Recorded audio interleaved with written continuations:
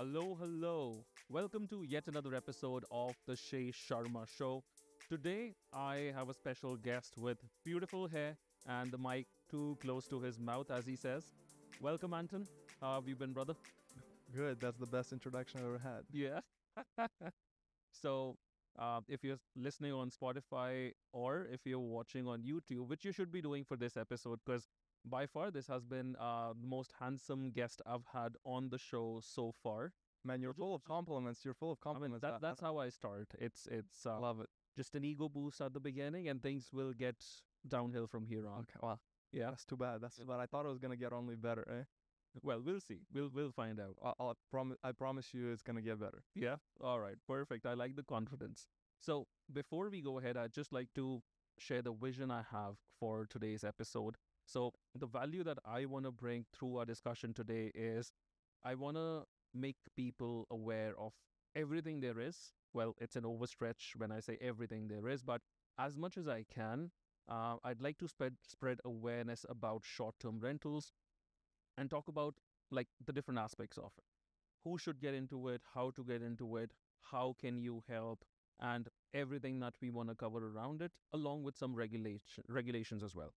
Now, having said that, before we get into any of that meaty stuff, tell us about yourself, man.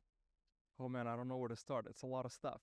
I'm gonna skip all the opera singing stuff and all the crazy wild shit that I've done in the past. I will start with quitting a corporate job about a year ago last summer.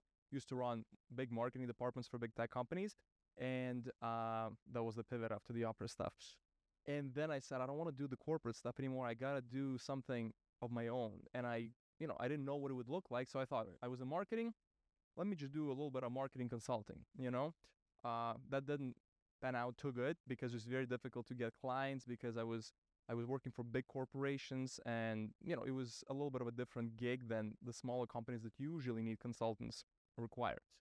And then I kind of did that for a few months, didn't go anywhere. And then I started thinking, okay, well, I don't want to go back to the corporate world. Right. What do I do? And then I started exploring, gave myself a month or two to explore some opportunities. And I've always been in real estate. My family's been in real estate investments. So I've done property management in one way or another for a long time, dealing with clients and et cetera, right, with tenants. And then I knew, of course, of a short-term rental environment, but I never really dug deep and looked at the numbers. And when I looked at the numbers, I was astonished by the numbers that are being made by the property owners and by people who are managing these properties, right? So, and it's been, even with all the regulations, it's still a gold mine. So I started from scratch, from zero. I hired a few people to help me because I wanted to build a solid base before we onboard a lot of clients. And that's what we've been doing for the last year. And it's been an incredible journey and progress. And we're very happy to have a bunch of excellent clients and great business right now. Great.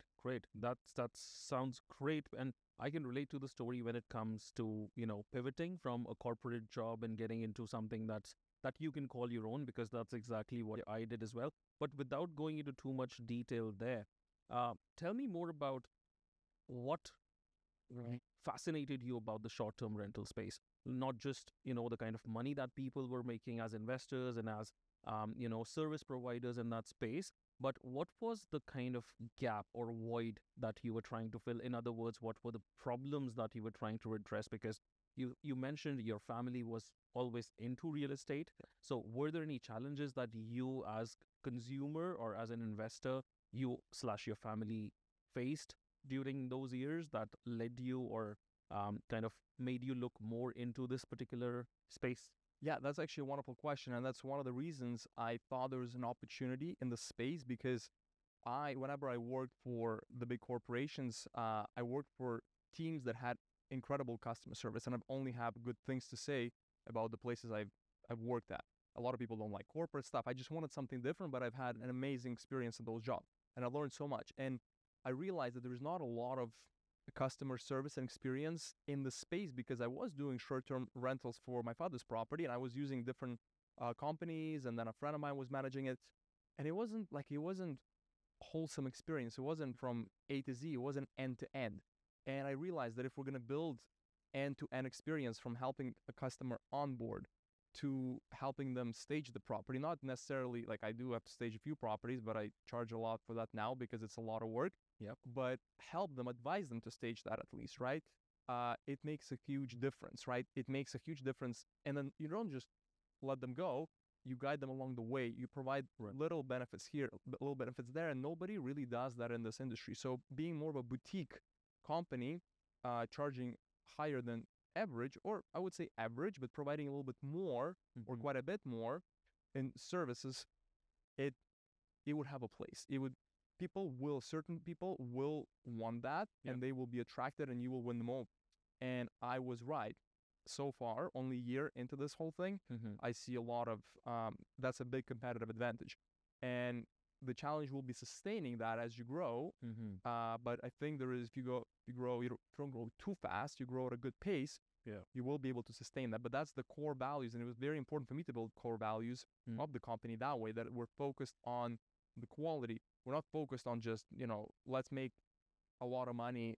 Right. Of course, we want to make a lot of money, but we're going to protect your home first. We're going to make sure that you're comfortable, and we're going to make a killing while at it. But it wasn't just, hey, whatever it takes, we'll make a lot of money, because sometimes a lot of other companies sacrifice a lot of other things. And for us, there are clients that say, you know what, we'll make whatever we make, but it is very important for us to keep this property intact, in great condition. Right. You actually touched upon a few different things there.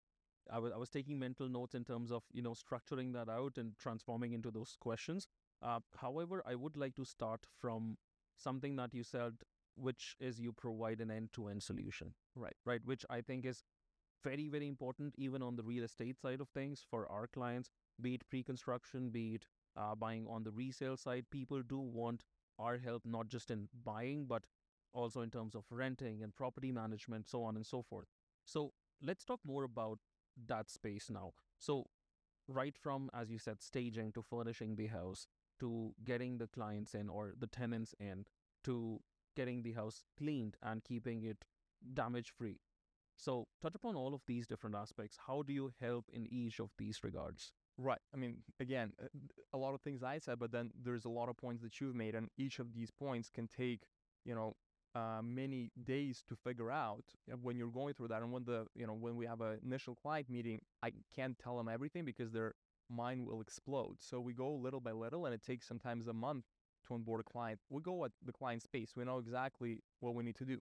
So the first thing we usually do is, after signing a contract, we make sure that the property gets properly staged, the property gets properly cleaned, and then photographed. Right. It's very important because those are the basis to start from, because you want nice photographs to attract good attention. You want the stylish, modern place, because people will want to book that over something else. And then once you have those elements, you list the property. You list it on Airbnb, Booking.com, whatever is relevant platform. If you're doing cottages, there are a few, cottage platforms out there as well. So we focus on that in the beginning, right? Once the property is listed, we focus a lot on getting the right guests and making sure we get excellent reviews. We foster 5-star review culture in our business, and that's when we start maximizing the profits. And whatever guidance, and of course you have to start with short-term rental license, I guess, before you do all those things. Make sure that the property gets the short-term rental license, that people haven't just wasted all this time and money without being able to do it, right? So that would be the first thing. And there's lots of little elements in between. So we guide our clients through this process step by step, not overwhelming them with everything at once. Unless they want to be overwhelmed, then they're going to ask all these questions. We're happy to do that, but it's just a lot of, and I'm just touching high level things. It's usually much more granular when you dive into each of these points, right? So, and like I said, I just realized that guiding people through this is very important, and providing, and we go even further. We come up with other cool ways of taking the experience to the next level for the guests as well, that would, make the property look great. We provide excellent quality linens. We provide, the property owner has to buy them, but we tell them where to buy them. Give the recommendation. Exactly. We also do custom dispensers with soaps that we can put on the listing, that this is like, hotel level soaps that you're using, not just random, Head and Shoulders, not to bad Head and Shoulders, but, it's more, we aspire to more of premium experience. than an average Airbnb. And I think, again, the clients that work with us, they appreciate these things. They don't just say, oh, who cares? 90% of the people don't even know the difference. And that could be true, but they appreciate that, and they want to work with somebody like us who take the next an additional extra step to try and make the experience better for everybody. Right. And I completely agree with you. If we deep dive into each of these sections or topics, it might take us forever. However, just go a little bit deep. Maybe just take one step.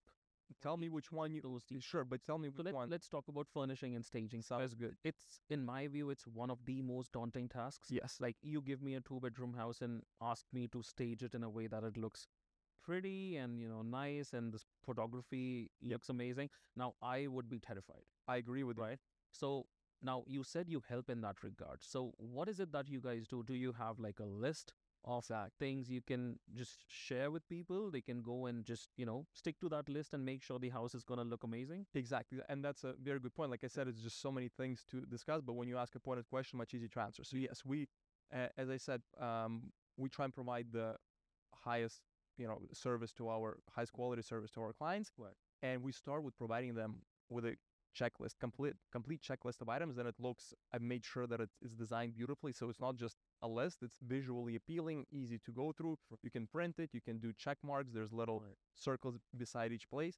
And it says there are initial steps that talk about STR license, STR, insurance, Wi-Fi, furnishings, just, furniture, but then we'll dive into that specifically. Then it goes into bathroom, bedroom, a living room, what each of those spaces need to have. Kitchen is very important. You need to stack the kitchen with everything. So everybody goes through checklists, the cleaning supplies, restockable supplies. There's so much on that list, right? Little additional things like the luggage rack, because having a luggage rack in the bedroom where guests can put their luggage, it's a little thing that costs $20 each, but it takes the experience a little bit further. Absolutely. The dispensers, all that stuff, right? And then in addition to that, they say, oh my God, we got to buy. They get overwhelmed with this list, right? So can you do it for us? I'm like, I've done it for people, and now I don't do that anymore because it's so much effort on my end, and I would have to charge. I still do it, but I tell them now it's $3,000 to $5,000 depending on the size. But it's a lot of money, but also my time is worth money, and it's just been an experience where I spend more money on gas than I made money trying to furnish somebody's place. Absolutely, I can imagine. Yeah. So, but I'm happy to guide people through. So what we do is we send, and not every single item on that list, but we send a list of items that you can buy on Amazon, you can buy in IKEA, different places, a shrug tube that we found that worked excellent, like a pull-out couch that's really good, that's not super expensive, but looks stylish. So we compiled the list of those items. Again, not every single one, the ones that are more challenging, right? Like a peeler or a knife, I'm sure people can figure it out. But something like a couch, which couch do I buy? Which mattress do I buy? Which bed do I buy? So something that is not super expensive, but that's stylish, and we give different options. What bed sheets do you buy? Here's the cheapest option. I would recommend only cotton, but here's slightly nicer if your property is a little bit more premium, right? So we provide these options: pillows, duvets, and that makes people's lives a lot easier. So we're not gonna go and buy that for them anymore, but we will provide them and we'll give them that type of experience. Yeah. Right. No, that's a lot. Yes. But a lot of help as well. 100%. For your clients. Yes, 100%. And that's what we try and do. And like I said, early on, I was helping them stage the whole place, right? But I just realized that I'm literally not growing my business. I'm just staging properties, and I'm not in design. And even though I can do it, I have a good eye, I have experience, but this is not my job. Time is better spent elsewhere. Exactly. Or if I will spend my time on that, it's going to be very expensive, right? So, exactly. Yeah. No, for sure. And then when it comes to renting, what does your strategy look like? Now the house is, let's say, staged and the photography is done and it looks amazing. It's on the websites. Now, where all does it go? And then, how do you manage that? Right. So in Toronto, it's a atypical market in comparison to most places in the States, right? It is a very hot market. It is quite easy to rent things. You don't need to invent a wheel. All you do is you place that on Airbnb and Booking.com, and Airbnb is the most powerful platform here in Toronto. Yeah. Booking.com is more of a European thing, and most Europeans book on Booking.com. And how about the other ones like Vrbo? Vrbo is not allowed to be in Toronto. They do not have the license because not only no idea. Yeah, not only property owners have to get the license. The operators, Airbnb, Verbo, Yeah. Booking.com, they need to apply for license. It's a very different price point. Obviously, they have to pay commission on each booking, etc., etc. Right. But Verbo, they did not get the license, whether it was blocked or they're in the process. They don't have the license, so they're legally not allowed to have properties in Toronto. Gotcha. So it's pretty much just Airbnb and Booking.com. There are obviously certain like niche sites you can do, but Right. there is no point. Why? Because you pretty much get nearly 100%, 90 to 100% occupancy most of the time with those platforms. So Toronto, you don't need to invent anything insane, but you do need to create a very robust listing that looks professional, great photos, very important. As I said, I try and excel in every department.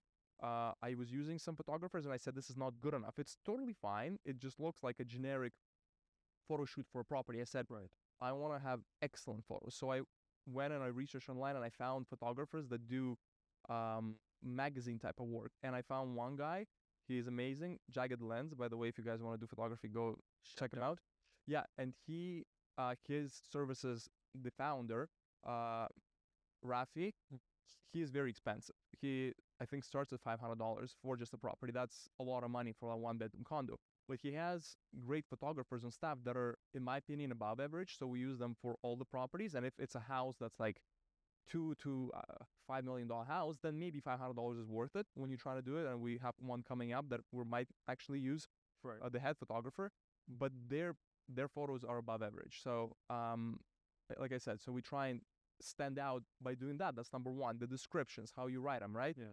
And then of course you need to get some bookings. So when we launch it, there are some discounts. We obviously do the research in terms of what's the average price should be, what's the season, et cetera, common sense. But then we throw in a little bit of a discount to engage people to book, to create first bookings, because Right. you have no reviews. Then you build up the reviews and then the ball starts rolling. And you can start charging a premium. Exactly.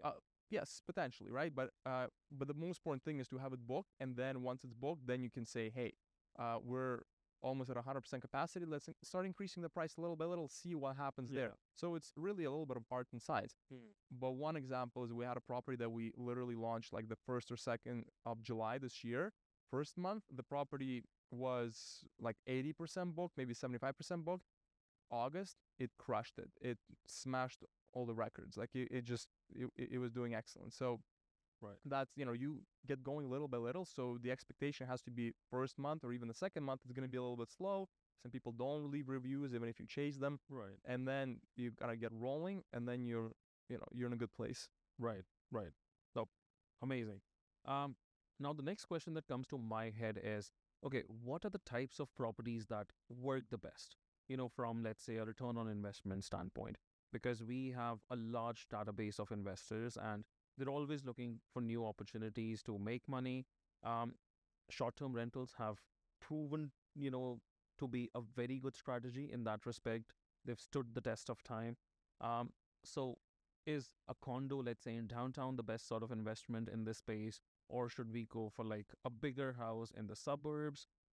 What's the formula that, if there is one, but what is it in your opinion that works the best? Right. So I think this is where we start getting a little bit into regulations, because it's super important to talk about that, right? So first of all, if an investor wants to do short-term rentals for 10 of their properties and they want to do it in a legal fashion, they cannot, because to do short-term rentals, it has to be your principal residence, and you can have only one property. And, a person could be spending a lot of time abroad, et cetera, nuances, but they can't clone themselves. So either they gotta, once you get into more gray zones, you can have, your cousin on one property, your brother on the other one, et cetera, you can, but you're gonna run out of people that you can do it with, right? So there's only so many you can do.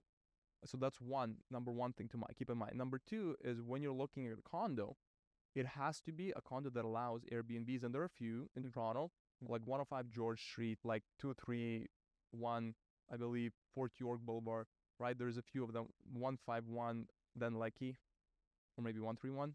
But there's a few of those condos that fully support, and they have a lot of Airbnbs there.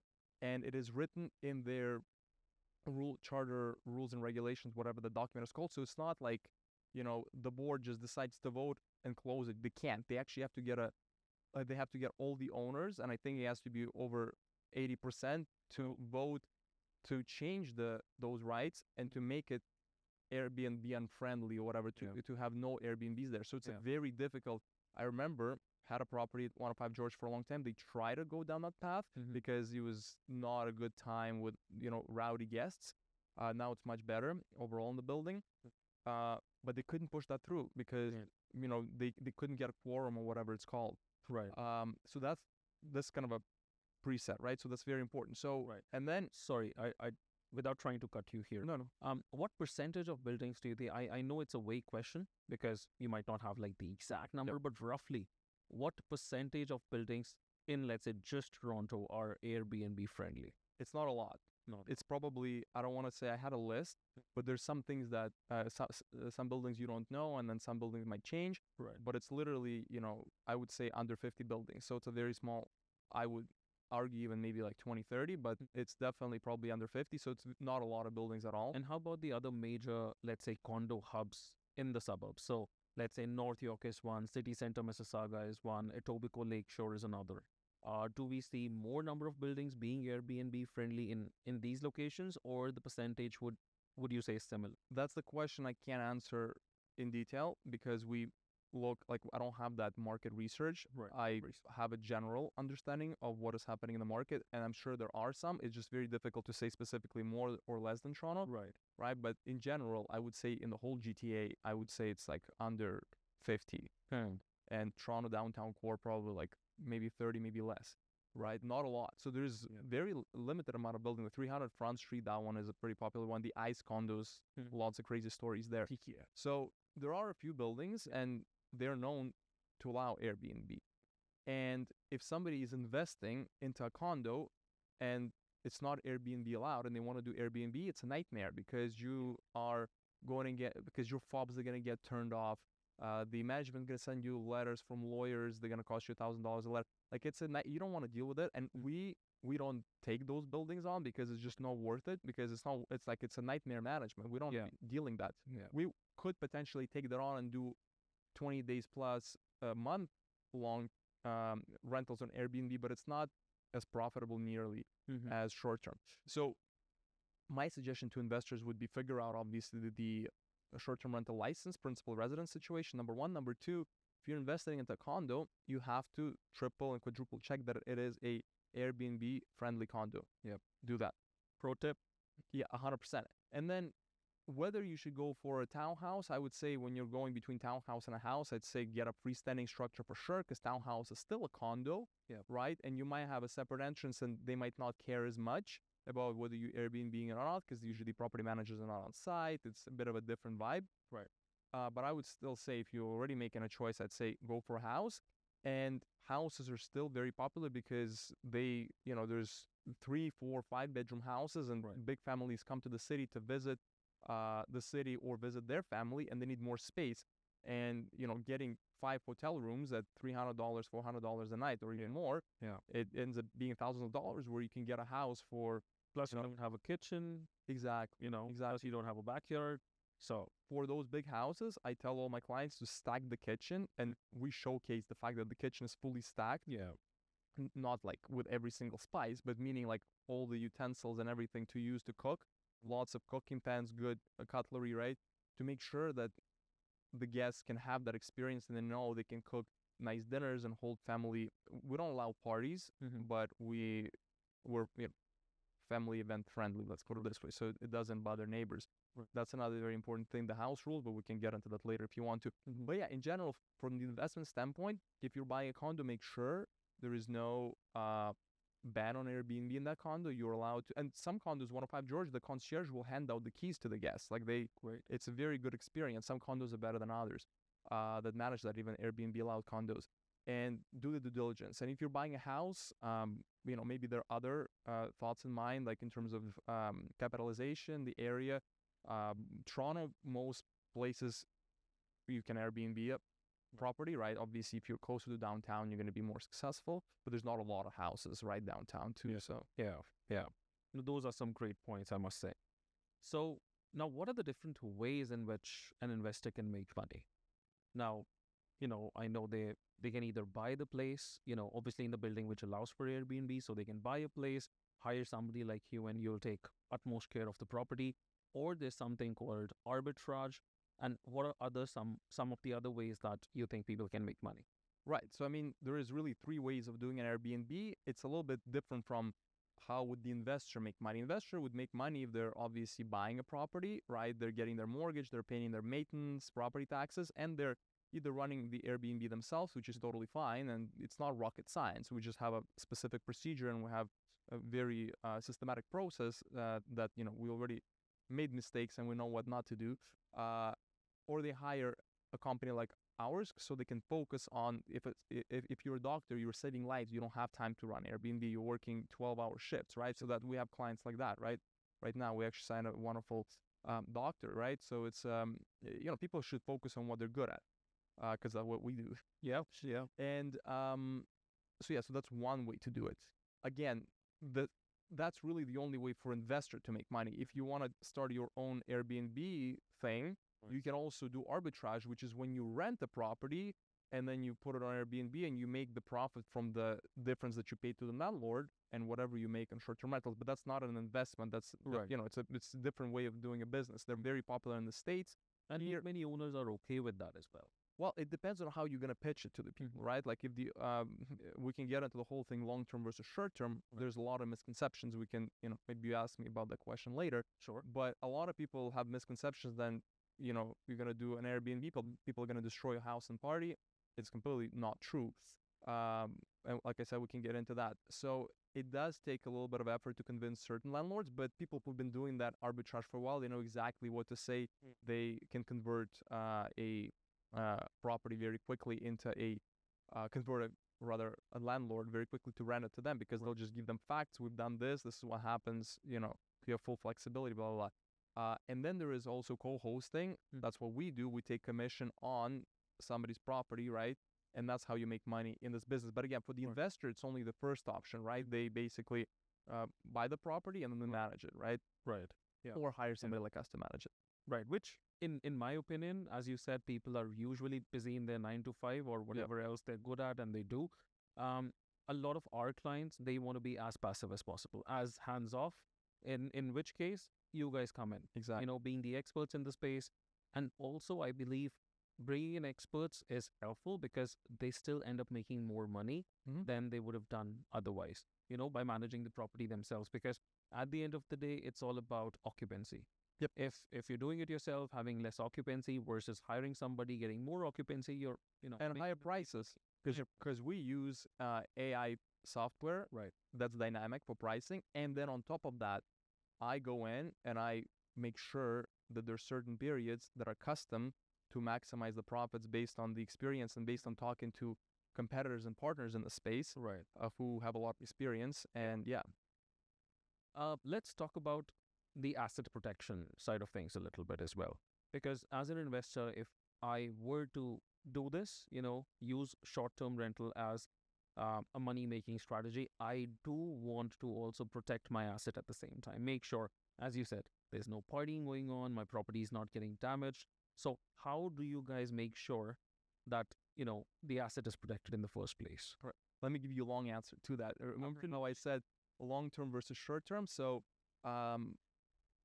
people have a misconception of an Airbnb, that Airbnb, people are going to come and party and destroy your place and, wear and tear, blah, blah, blah, which is, it early on, it was just pissing me off a lot, let's put it this way, because it is actually completely the opposite. I have multiple horror stories with family properties where it was a brand new property and there was a tenant, long-term tenant, and within a year, the property was, I don't want to say demolished, but it's like the floors were not washed for a whole year. The dog would pee on the floor, like downstairs neighbors would call animal services because it was just a disaster, right? So it seemed like we had to replace the floor. After 3 deep cleans, we kind of restored it to a decent level, right? But it was like, it was devastating, right? Like the place was brand new and now it looked rugged, right? After just 1 year with a long-term tenant. Right. Versus when short-term tenants arrive, you get professional cleaning done every single time. Sometimes they stay for 3 days, for 5 days, and you get professional cleaning done all the time. If the place is, Someone is visiting the property every few days. So in case there's anything wrong, you'll get to know about it right away. of course, right, and then we'll get to how we deal with it. But Yeah. we see the property all the time, and if the property is not going to be in great condition, then we're going to get bad reviews from future guests because we're presenting these beautiful photos. So we need to upkeep that, and then that's where to make sure the property is in that great condition, that's where the house rules come in. We have one of the stringent house rules in the whole industry for our listings. We have a long list of no parties, no pets, no smoking. Specific, I think we start at 25 for high-end properties. We do 30 years of age. And you can ask anything. This is not long-term where you cannot tell people they cannot have pets. It's illegal. Here, you can say whatever, literally, right? Like, you have to be respectful of people, but you can say, listen, the owner is allergic to pets. You can't have that, or there's going to be like a $500 cleaning fee attached to your thing because we need to steam clean everything. So there's a lot of stuff you can do there, Right. and we make sure it protects the owners. And what the big thing that we do that differentiates us is that we say, hey, there is a noise monitoring and smoke monitoring device here, and if it tells us that you've been breaking the rules, partying or whatever, you will pay $1,000 fine. And Airbnb actually, they said that they will, what's the word I'm looking for? Like, they will agree to that term. Don't remember the word. No worries. They validate it or whatever you want to say. Gives people a reason to get in touch with you. And basically, these house rules are very stringent, and they make a big difference. They make a big difference in type of quality clients that we get, because when they see that they're gonna come and party, they're gonna get $1,000 fine. They don't want to do. They're gonna go to another listing that's much easier to abuse. Right. So it filters out a lot of people, number one. Number two, we have secondary protection here with, we use a device called Alertify. It's a really great device. There's some other ones that are competitors. We just started with them, and a great relationship, and they work pretty well. Everything is nice on the dashboard. They will send you the reports if you need to share with Airbnb.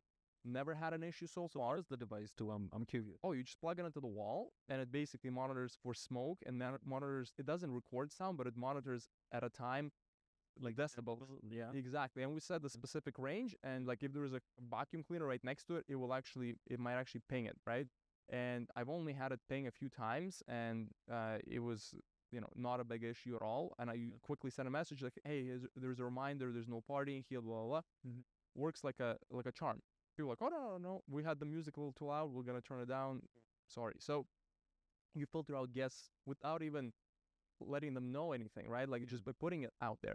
And then anything can happen. Oh, and by the way, we put in house rules, like if it's a fresh painted house, we say, listen, if you're going to scrub the walls up with your luggage when you take it upstairs, we're going to charge you $200 for somebody to come and repaint the walls. And I've had that, actually I had to apply the charge once because somebody literally, like, if it's a small little thing, it's one thing, but when it's not a dent even, but when it's like a big thing you can't take off with a magic eraser, it's a big issue.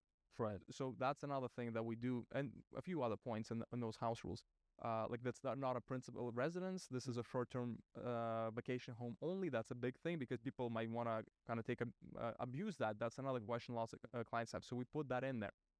And then, losing my train of thought, we were talking about, right, and then the most important thing, the protection that people have. If all of this fails, Airbnb provides air cover, and air cover provides $3 million liability. So if our cleaners, when they come, they take photo-stamped photos of everything all the time. So we have photo-stamped photos during the clean, and if the couch gets ruined or there is some kind of serious stain or there's something happens, they take a picture, they say this wasn't here before, picture before, picture after. Airbnb pays you for that claim usually very quickly.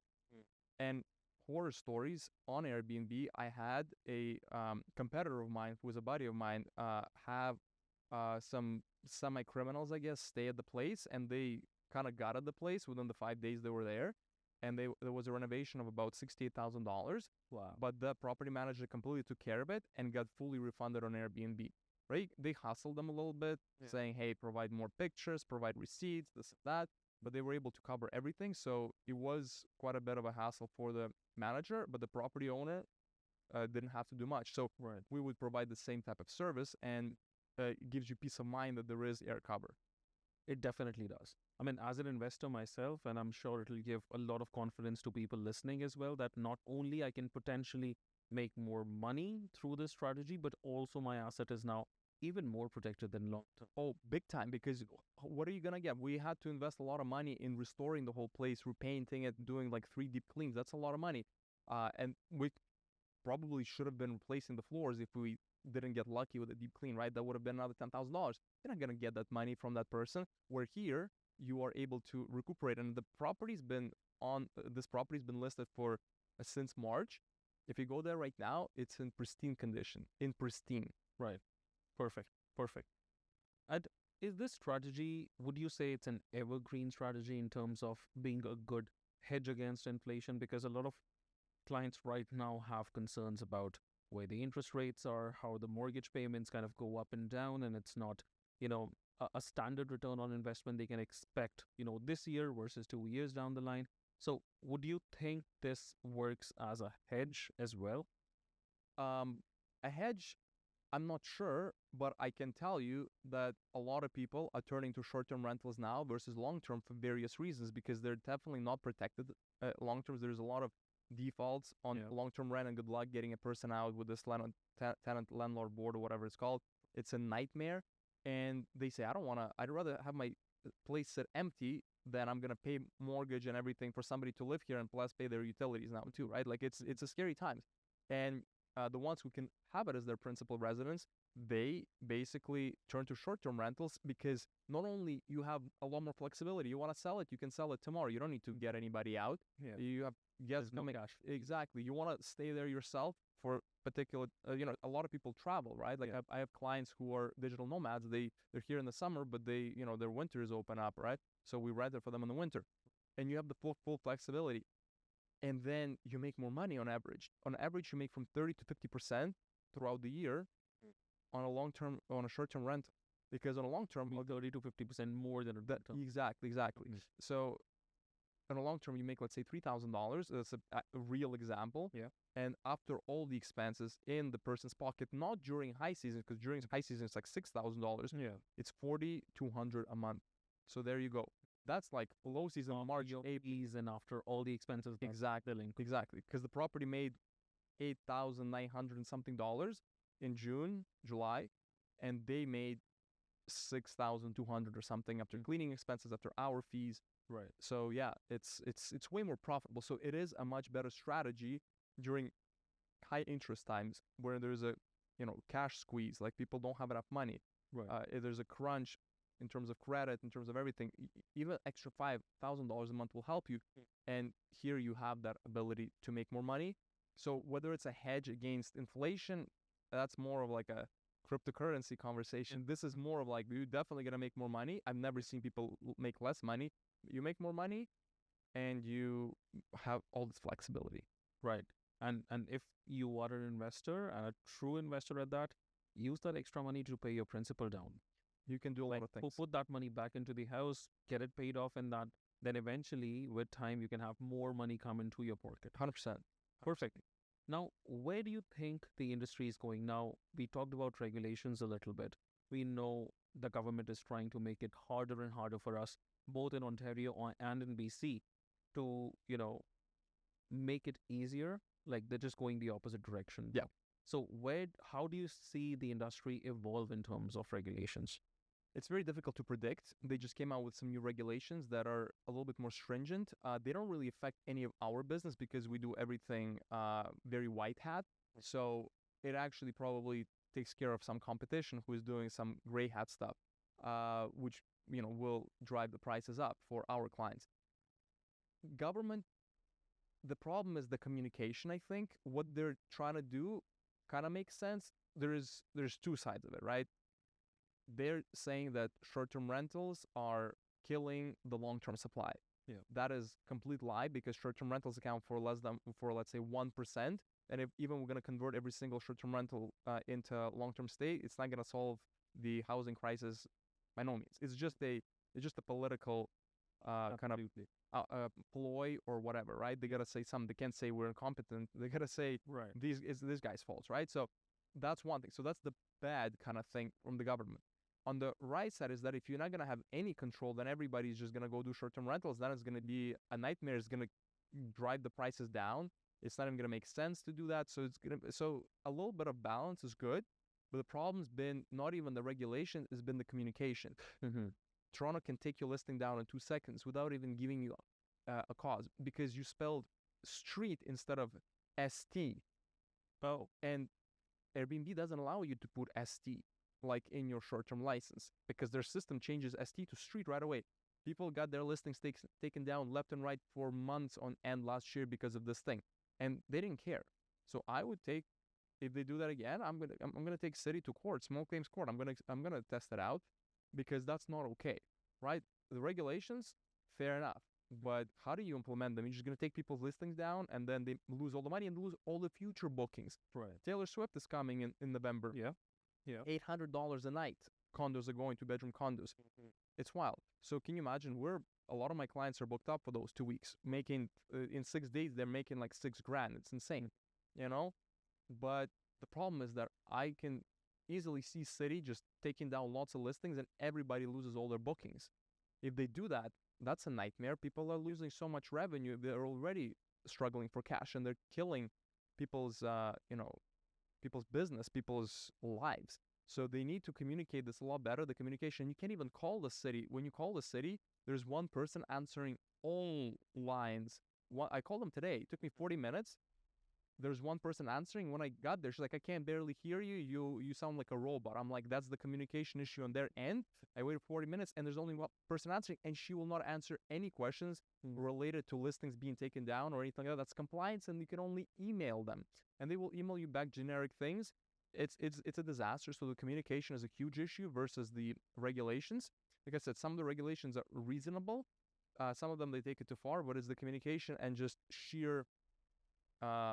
it's like Wild West. Like, there's no laws. They can do whatever they want. There's no repercussions for the city. So if a bunch of people will sue the city for doing this, which we're talking about because I'm part of many co-hosting groups and communities, that would make a difference. It's not the regulations that are issues, the way they're being implemented. Like, Right. there's no law. Like, it's just, they're going crazy. It's insane. Yeah. No, I absolutely agree with you that making it harder in terms of short-term rentals is not going to solve the long-term rental issue, because Airbnb came around a few years ago, but Canada has been in a housing shortage. Now it's a crisis. Yep. But we've been in a housing shortage since 1990s. There was It's just a political slogan. exactly. So there was no way in Airbnb and short-term rental industry back then, but the problem has been like there for about 2 decades now. And they would kill the tourism. They will drive up the hotel prices like crazy, maybe on purpose. Hotel lobby Right. will give some money to the politicians, and they will kill the tourism in these cities. Right. So, Anton, thank you so much for this. This has been like a ton of valuable information. Now, how can somebody get in touch with you if you're thinking about getting started with short-term rentals, or they need some guidance, advice, they have a property and they want to get started right away? How do people get in touch with you? Right. They can. We're posting this on social media, I suppose. Right. They can get in touch with me through our social media channels. We always check our DMs, so they can DM us and book a free consultation. They can also go on the site, and we'll make sure we'll leave the link in the description below. They can book a free consultation. We do 30-minute free consultations. Happy to talk to anybody who's interested in putting their property up. And yeah, that's the best way. And thank you for having me over. It's been a delight. And The pleasure has all been mine. Thank you so much for coming, brother. Really appreciate it. I think we were able to deliver a ton of knowledge today. And just a little fraction. yeah, just a little fraction, yes. For everything else, more questions, doubts, concerns, suggestions, reach out to the man here. You might be able to see him in person as well, and the beautiful hair, of course, and go from there. Gotta do this. Yeah, that was pretty timely. Thank you so much, guys, for joining on yet another episode of the Shay Sharma Show. We'll continue on our promise to deliver more information. Tell us about the topics you want to hear more about, and I'll be trying my best to deliver it to you. Thank you.